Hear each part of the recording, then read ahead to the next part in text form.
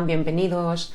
En este vídeo vamos a resolver el examen de la especie UNED de septiembre de 2022 que se resolvió en territorio español, Tribunal de Alcira, Tribunal de Madrid, por ejemplo. Primera pregunta de la parte de preguntas tipo test o primera parte. 1. ¿Cuántos electrones tiene en su capa de valencia el elemento con la siguiente configuración electrónica de 1s2, 2s2, 2p6, 3s2, 3p2? Fijaros que el periodo último sería la última capa, sería esta, que representaría el grupo 2 más 2, 4 más 10, el grupo 14, ¿vale? Y de periodo 3. Es decir, aquí tendríamos 4 electrones. Fijaros que si vemos el diagrama de Miller, podríamos realizar la configuración, ¿no? La configuración electrónica de los elementos es la disposición de todos los electrones de un elemento en los subniveles y niveles energéticos, que son orbitales, y el llenado de estos orbitales se produce en orden creciente de energía, es decir, desde los orbitales de menor energía hasta los de mayor energía. Y fijaros que la última capa sería 3s2, 3p2, que hace referencia a un elemento del grupo 14, periodo 3. Así que 4 electrones. Pregunta 2. ¿Cuál es el estado de oxidación del azufre? Bueno, pues aquí podemos hacer un cálculo de una ecuación sencilla, considerando que ambos átomos de azufre tengan el mismo número de oxidación y sabiendo que los números de oxidación del sodio y del oxígeno, en el caso del sodio la valencia más 1, en el caso del oxígeno es menos 2, y que un compuesto es la suma de los números de oxidación de los elementos que le integran esteros, se puede plantear esta ecuación. 2 por la valencia del sodio, que es más 1, ¿vale? La valencia del azufre a lo mejor no lo sabemos, y la valencia del oxígeno es menos 2, entonces podemos plantear esta ecuación. 2 por la valencia más 1, más 2x, que la valencia del azufre no se sabe, más 3 átomos de oxígeno menos 2 la valencia del oxígeno, igualamos a 0 y resolvemos esta ecuación. Fijaros que esto sería como 2 más 2x menos 6 es igual a 0. 6 menos 2, 4, 4 dividido entre 2, 2, así que la valencia sería 2. La valencia, en este caso, el número de oxidación del azufre de este compuesto sería más 2. Veamos el siguiente ejercicio. ¿Cuál de los siguientes tipos de compuestos orgánicos no tiene en su estructura un grupo carbonilo? Bueno, recordemos que el grupo carbonilo se encuentra presente en aldehídos, cetonas, ácidos carboxílicos y ésteres. Fijaros que tenemos una cetona, tendría carbonilo, la amida tiene carbonilo y el éster tiene carbonilo, pero no el éter, ¿no? El éter sería el que tenemos aquí, ¿no? Que comparte con un oxígeno radical-radical. Así que el que no tiene grupo carbonilo sería el éter. Pregunta 4. ¿Cuál de las siguientes especies químicas es el ácido conjugado del amoníaco? Fijaros que el amoníaco, lo que tenemos que tener en cuenta es que el amoníaco es una base débil que en disolución acuosa se encuentra parcialmente disociada de acuerdo en el equilibrio que tenéis escrito justo aquí, ¿vale? Entonces, de acuerdo de la teoría de ácido base de Proust y Lori, un ácido es una especie química capaz de ceder protones a una base y una base es una especie química capaz de aceptar protones de un ácido. Entonces tenemos el amoníaco es la base, por lo tanto el ion amonio en este caso sería el ácido conjugado. Entonces la respuesta correcta sería la opción C. Pregunta 5. ¿Cuál será el valor del potencial estándar para una pila voltaica formada por cromo y plomo? Bueno, aquí recordar que una célula electroquímica es aquella en la que tiene lugar una reacción espontánea, es decir, que en ella se cumple que la energía libre Gibbs es menor que 0, teniendo en cuenta que la relación de la energía libre Gibbs, el potencial de la célula, viene determinado por la expresión que tenemos ahí, que donde delta G, o la energía libre Gibbs, es igual al menos el número de moles de electrones transferidos por la constante de Faraday por el potencial de la célula o el potencial de reacción. Entonces se deduce que para que una reacción de oxidación-reducción sea espontáneo es necesario que el potencial de la reacción o el potencial de la célula sea mayor que 0. Por este motivo, si vemos el par o el electrodo que presenta mayor potencial, que se escribe a la derecha en la notación de la pila, se comporta como cátodo y oxidante, es decir, se reduce. Y el de menor potencial, que se escribe a la izquierda como ánodo y reductor, se oxida. Entonces, de acuerdo con lo que nos están planteando, las semireacciones de la pila que tenemos sería esto, sería el plomo más 2 a plomo sólido, sería el cátodo, la reacción de reducción, ¿vale? Y luego tenemos el ánodo, la reacción de oxidación. ¿Vale? Por la notación de la pila que nos están dando, ¿no? Lo que se escribe a la izquierda se está escrito como ánodo, ¿vale? Ánodo y reductor, es decir, es un agente reductor, es decir, que se da lugar a lo que es la reacción de oxidación. Y lo que tenemos a la derecha es el cátodo, que es la reacción de reducción, tenemos el agente oxidante. Si sumamos, pues esto nos da que la variación del potencial de la reacción es de más 0,61 voltios. Bueno, ¿cuántos átomos de hierro hay en una muestra de 10 gramos de hierro puro? Nos dan la masa atómica del hierro y el número de Avogadro. Perdona que aquí una rata, he puesto el hierro con minúscula, es con mayúscula. Bueno, pues sería bastante fácil. Pues primero vamos a calcular el número de moles del hierro, que esto será igual a la masa en gramos, lo dividimos por el peso, en este caso la masa atómica. Entonces sería 10 gramos, lo dividimos entre 55,9 gramos partido mol.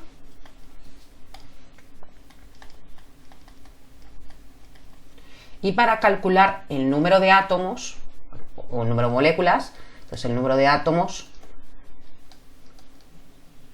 será igual a el número de moles y por el número de Avogadro, ¿vale? Entonces vamos primero a calcular el número de moles y luego lo multiplicaremos por el número de Avogadro.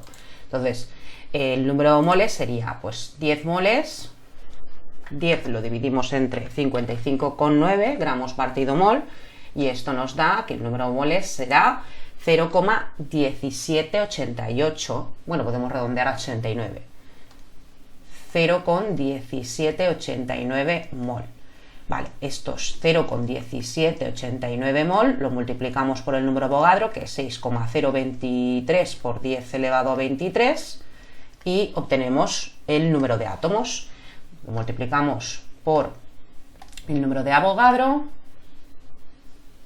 entonces tenemos aquí en la calculadora el número de Avogadro, y entonces esto nos da que es igual a 1,07 por 10 elevado a 23 átomos de hierro. Bueno, entonces la respuesta correcta en este caso sería la opción B. Muy bien, pasemos a la pregunta 6. A la pregunta, perdón, 7. Pregunta 7. ¿Cuál de las siguientes expresiones corresponde a la constante de equilibrio de la siguiente reacción? Recordar que para expresar la constante de equilibrio químico lo que hay que hacer es dividir los productos entre los reactivos, pero elevando a sus coeficientes estequiométricos, con lo cual la expresión de la constante de caso C de esta reacción sería monóxido de nitrógeno, elevamos al cuadrado por la concentración molar de cloro, y lo dividimos por la concentración de NaOCl, que lo elevamos al cuadrado. Productos divididos reactivos, o concentraciones, en este caso, perdón, molares de productos partidos reactivos, todo ello elevado a sus coeficientes estequiométricos. La pregunta 8. El orden parcial de una reacción de una especie es A, el exponente de la concentración de esa especie en la ecuación de velocidad, B, el coeficiente estequiométrico de una especie en la reacción, o la posición en la que aparece en la reacción. Bueno, esta pregunta está repetida de otros exámenes, y además lo tenéis en los dosieres de preguntas tipo test que hacemos en clase. La velocidad de una reacción que va de A a B se define como que la velocidad es igual a una constante por la concentración de A, ¿vale? Donde K es la constante cinética o de velocidad, y A, concentración molar de A, de reactivo A, y A minúscula, el exponente de la concentración, pues es el orden parcial de la reacción respecto a dicho reactivo. Entonces el exponente de la concentración de esa especie en la ecuación de velocidad sería el orden parcial o orden total, dependiendo el número de exponentes, si hubiese exponente, por ejemplo, A V, ¿no? Pero en este caso sería el exponente de la concentración de esa especie en la ecuación de velocidad.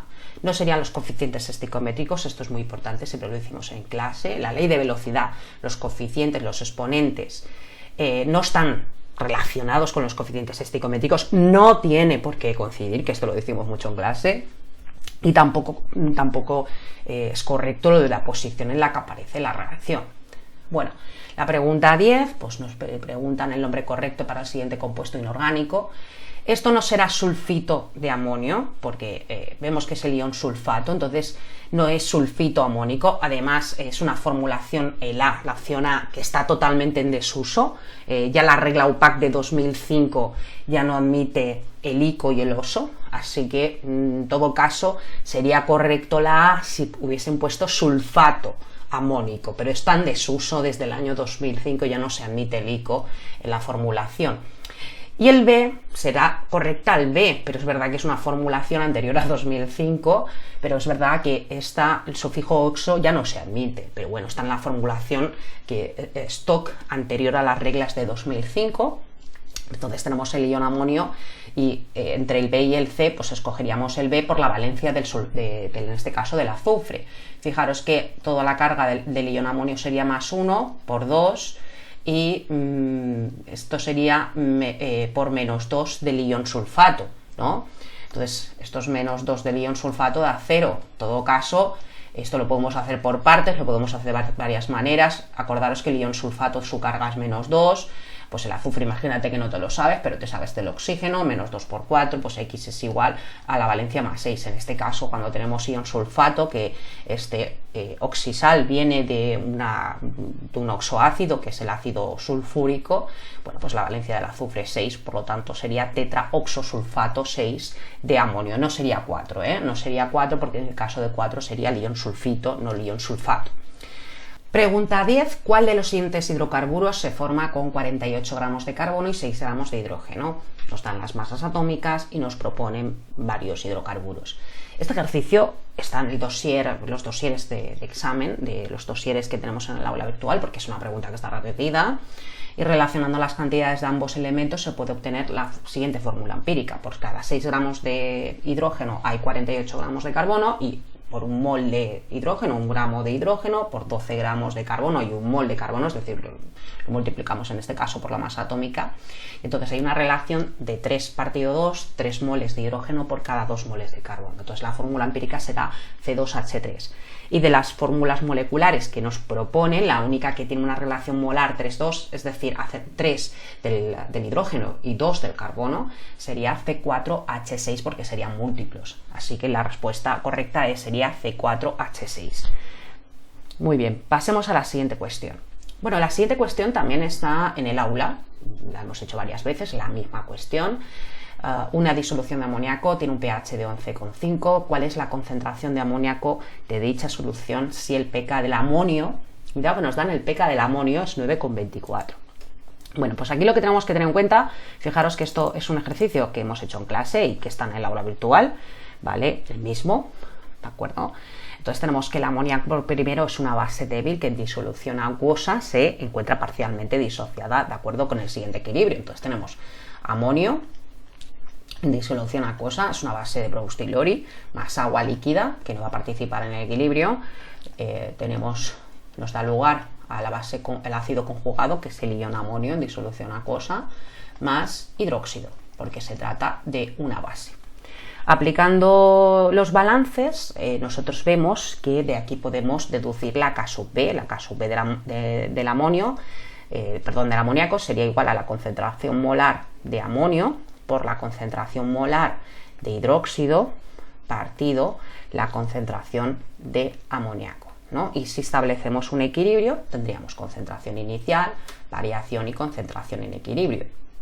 Nosotros no sabemos la concentración inicial de amoníaco, para nosotros esto es conocido, pero menos la variación, concentración inicial menos X, y luego pues aquí sería más X, XX. Fijaros que sí que conocemos el pH, entonces conocemos de este cuadro de disociación que hemos escrito, podemos conocer la X, ¿no?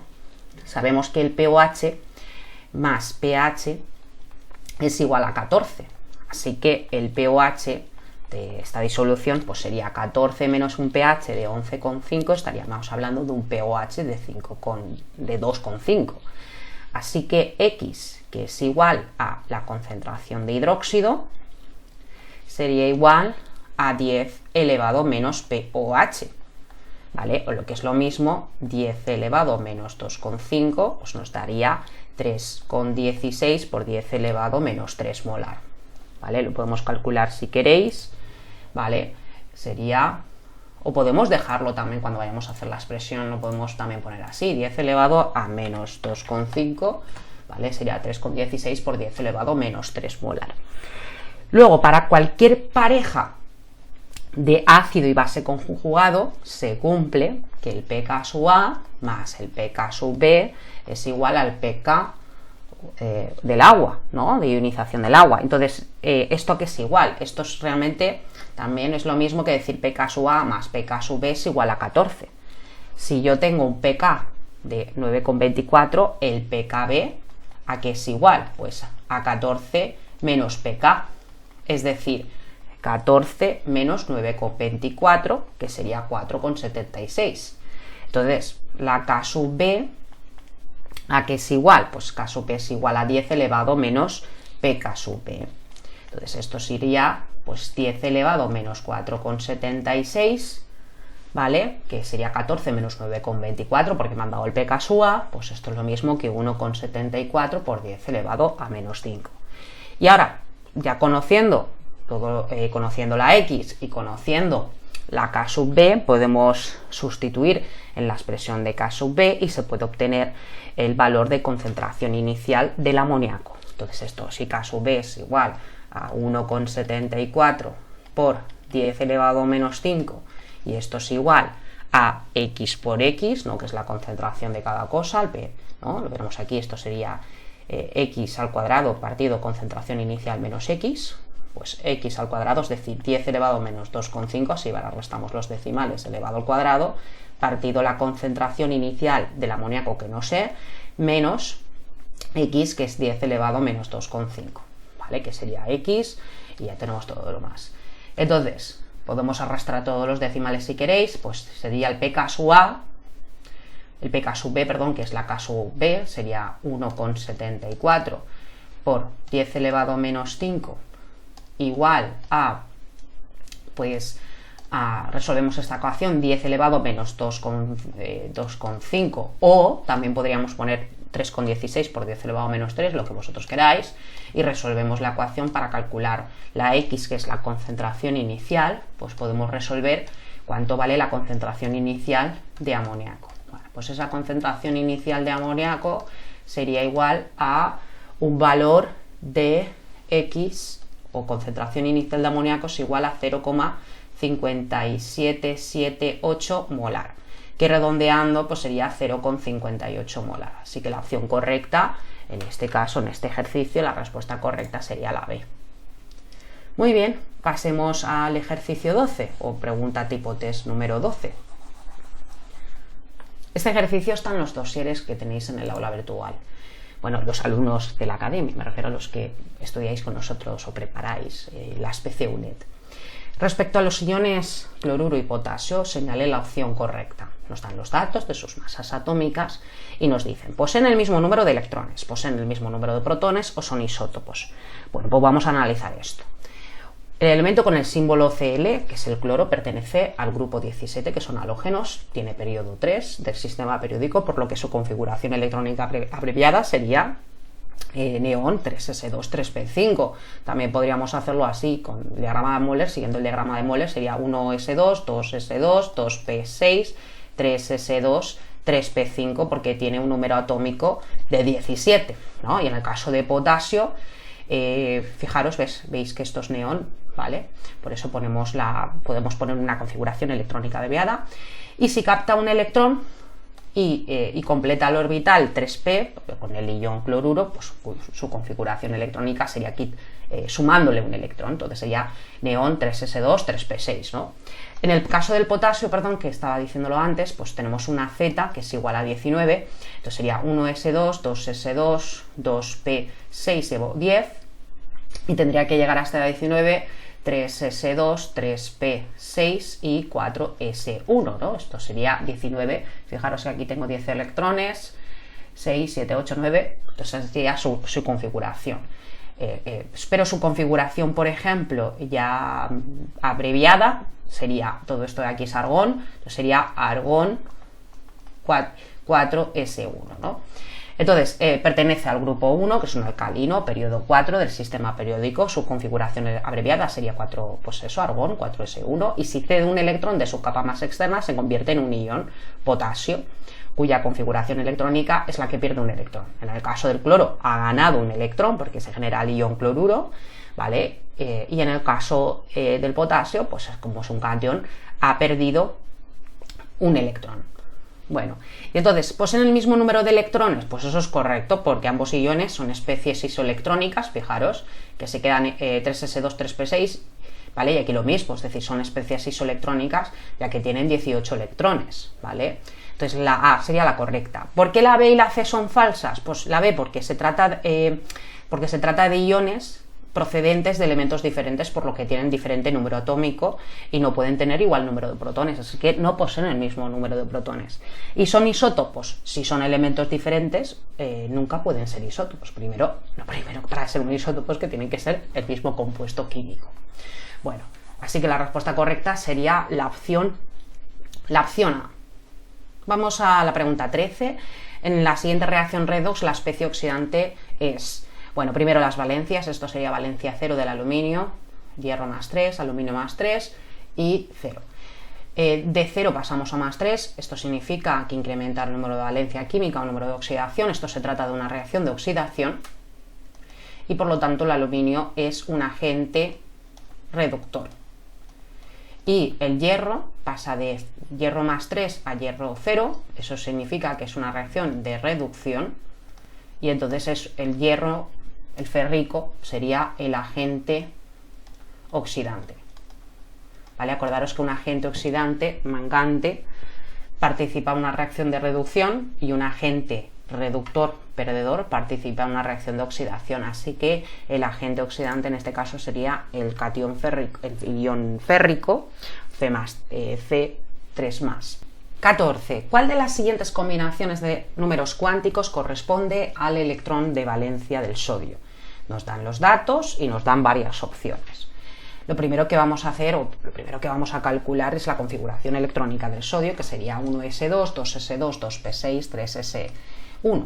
Esta es la última capa de valencia. Entonces, de acuerdo con los valores que pueden tomar los números cuánticos de un orbital, tendríamos el número cuántico principal, n, que podría ser 1, 2 y 3, que define la energía del nivel principal, donde podría estar el electrón, ¿vale? Y, bueno, pues esto sería, si tenemos la última capa, es 3s1, el número cuántico principal es un 3, ¿vale?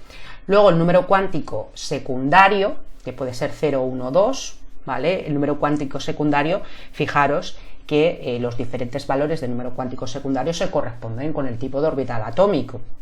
Yo veo que aquí esto es S, eso significa que el número cuántico secundario que define la energía de los subniveles en el que se divide cada nivel principal y la superficie de los orbitales, al tener un orbital de tipo S, el de la última capa 3s1, pues sería un número cuántico secundario de 0, ¿vale? Y luego tendríamos el número cuántico magnético, ¿vale?